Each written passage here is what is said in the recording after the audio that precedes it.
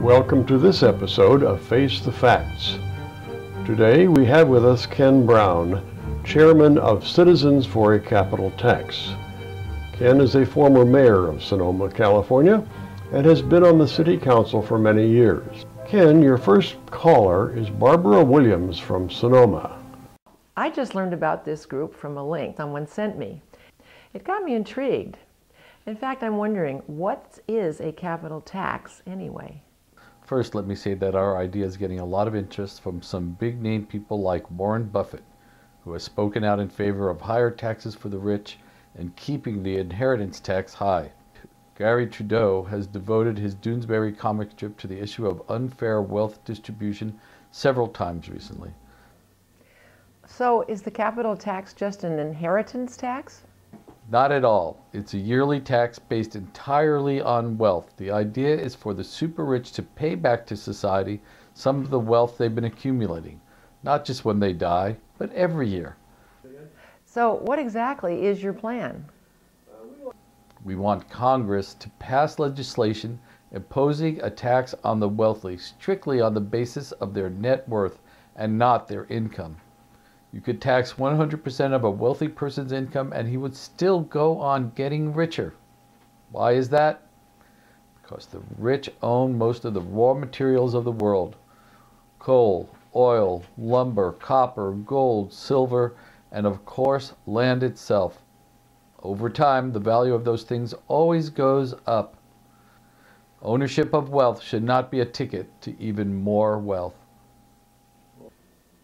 I didn't realize that. Well, thanks for explaining, and lots of luck. You'll need it. Ken, your next caller is Frank Pierce. I saw on your website that someone with a net worth of $10 billion would enjoy a tax-free income of $1 million a day. I can't believe that's possible, even after reading the explanation. Are you sure? Absolutely. States and municipalities are allowed to issue tax-free bonds to finance civic projects. If you invest in those bonds, you don't have to pay taxes on the interest. If you buy a $1,000 municipal bond paying 3.65%, you'll get exactly 10 cents per day of interest, tax-free. 10 cents a day, big deal. Yes, it is a big deal. Suppose David Koch, the Texas billionaire, decides to take half his fortune and put it in tax-free bonds. That's $10 billion. How much would he receive in interest every day? Well, I was never good at math. How much? $1 million. Go on, you got to be kidding. Now don't get me wrong, David Koch probably works hard for his money and gives a lot of it away. My point is that the way the system works, anyone with a net worth of $10 billion can get $1 million in tax-free interest every day of the year without working for it. And that doesn't seem fair somehow. No kidding. That's why we think there's a need for a capital tax. Once you get rich enough, there's a runaway effect. Your wealth just keeps increasing without limit. It's a flaw in the capitalist system. So are you attacking capitalism? Not at all. It's a great system. If it weren't, do you think Communist China would have adopted it, and Vietnam and Russia? No, it works. And it works better than any other economic system ever developed. But it allows for any degree of private wealth, and the richer you are, the faster your wealth grows. It's a snowballing situation, like a nuclear chain reaction. Well, I can see why you want to fix that. The rich would end up owning everything. Exactly. And there goes democracy. We'll be a total plutocracy, government by the rich. Remember the golden rule? He who has the gold makes the rules. That's good. Well, I hope you succeed. Ken, your next caller is Tiffany Van Horn. Let me say before I begin that I'm probably one of the people that you would target with your tax on wealth. and I'm not fond of the idea. I didn't steal any money. My grandfather built a chain of furniture stores and he wanted his family to benefit from his success, that's all. Anyway, what I want to know is, if a capital tax is such a great idea, why hasn't Congress already made it into law? They're too busy trying to get reelected. And guess who supplies the campaign money? The same people who would be taxed. So it looks like your idea is dead in the water, doesn't it? Not at all. Other nations have a capital tax. Oh yeah? Who? Fiji? Would you believe France, Switzerland, Netherlands, Norway, and India? No kidding. Actually, Greece and Spain just joined the party. Now you're scaring me. I wouldn't worry if I were you. Unless you've got over $100 million, we wouldn't come after you.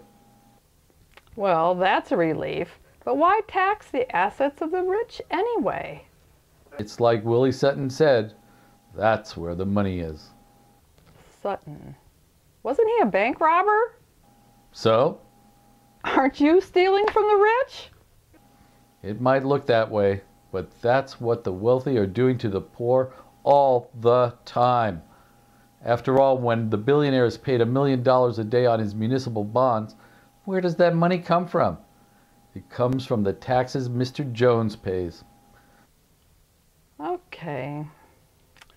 Maybe it's not such a bad idea after all, but only for the super rich. I don't want the government taking my very modest inheritance. Don't worry, that's not what we want. Ken, Harry Fellows is on the line. I was just wondering, how would you get such a tax passed? Most people are so busy and confused these days, they can't be bothered researching economic theories. They figure communism is dead and that capitalism works. So that's that.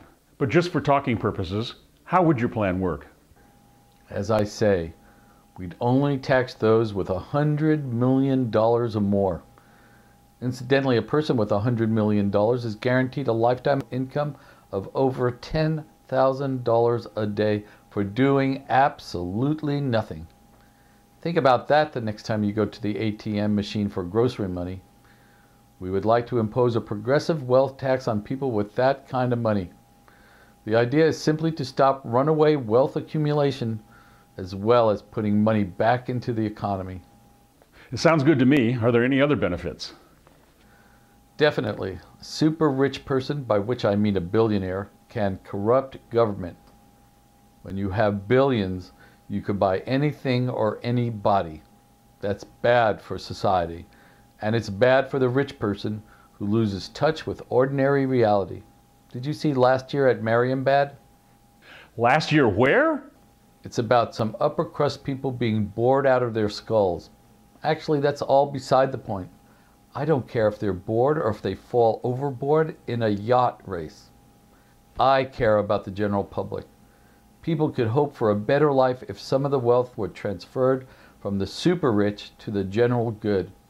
It could finance childcare for working mothers, higher education, prenatal health care, roads and bridges, libraries, lots of good things. As things stand, the wealthy actually consume luxury goods on a huge scale. Whole industries are supported by them. It's Marie Antoinette all over again. Jewels and silks, palaces and parties. We're spawning an aristocracy here. I take it you're not in favor of aristocracies. I'm not. When enough people realize what's at stake, they'll use the social networks to start a mass movement. They'll tweet and blog and go on Facebook. Look what happened in Egypt and Libya. It couldn't have happened without the internet.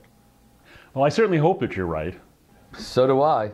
And thanks for being on the show. Spread the word.